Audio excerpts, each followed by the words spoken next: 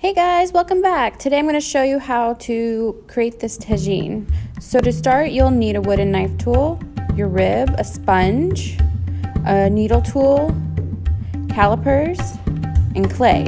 2.5 pounds for the base and 4 pounds for the top, the lid. Alright, so let's start with the base.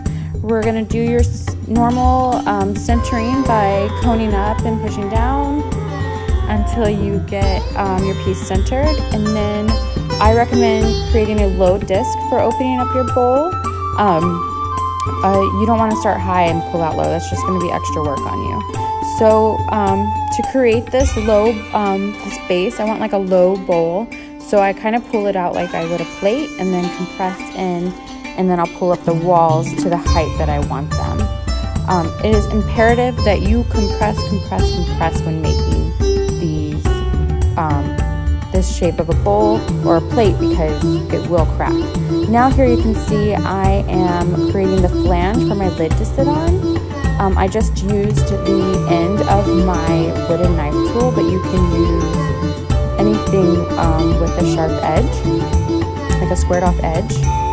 And then I'm just going to clean it up, sponge it, make sure there's no pointed edges, and maybe even add some decoration to my rim.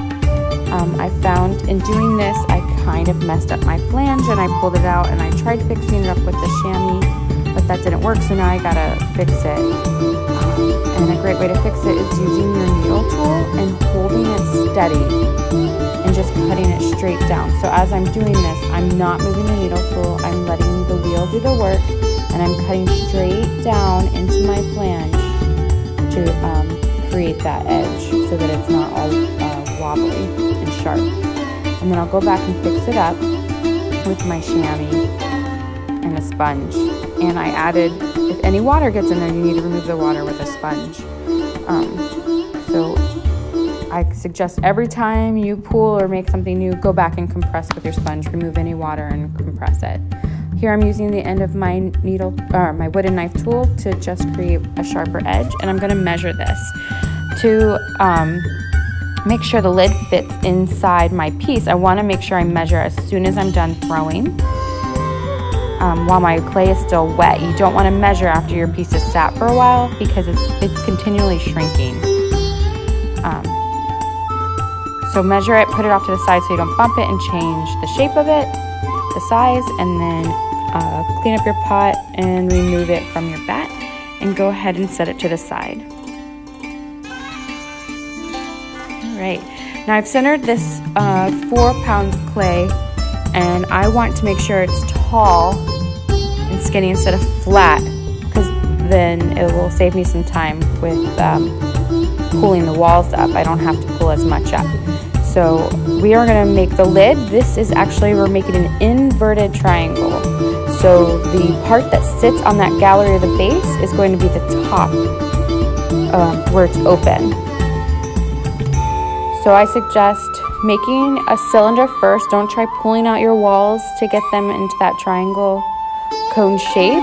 Start with a cylinder, and then you can use your rib to push it out and give you that more of a cone shape. Now my wheel is going super fast, but you want to move slowly here. And keep measuring and comparing with your calipers.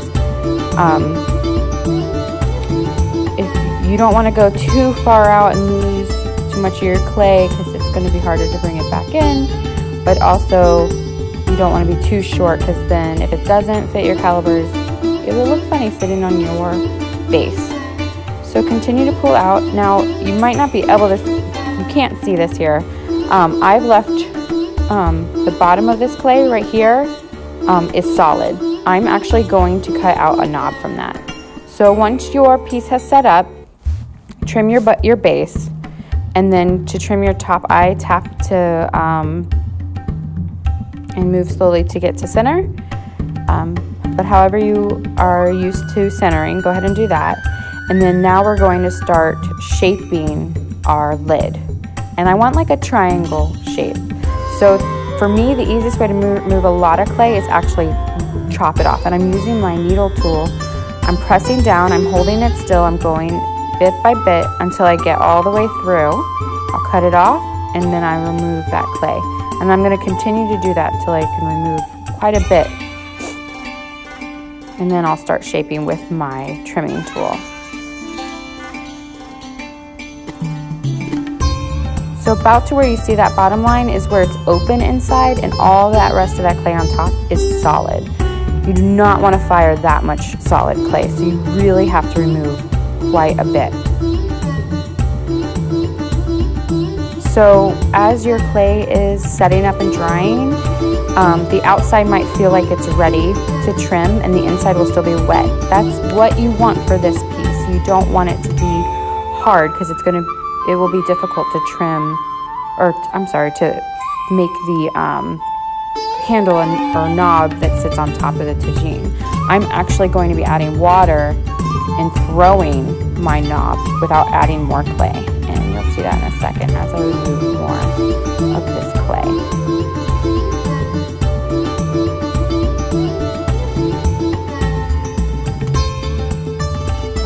There we go. I put water on my fingers and I'm actually going to squeeze in because that clay is still wet. And I'm going to create my knob. I don't want it to be too big.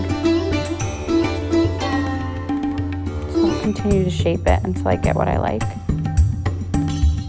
Now I suggest as you're doing this, step away from it. Look at it from the side because it's going to look differently from the side than it is from on top.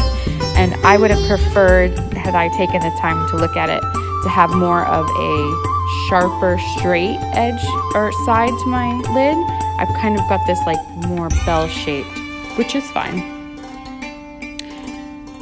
Once you've trimmed and you're done, go ahead and remove it, and then we're going to stick it on top of the base, making sure it fits. If the base is a little bigger, you can kind of tap the sides in to make sure it fits. And there you go. There's our tagine. You can cut pop a hole in the top of it just so some steam can escape. And there you go. Hope you enjoyed. Thanks for watching. Bye.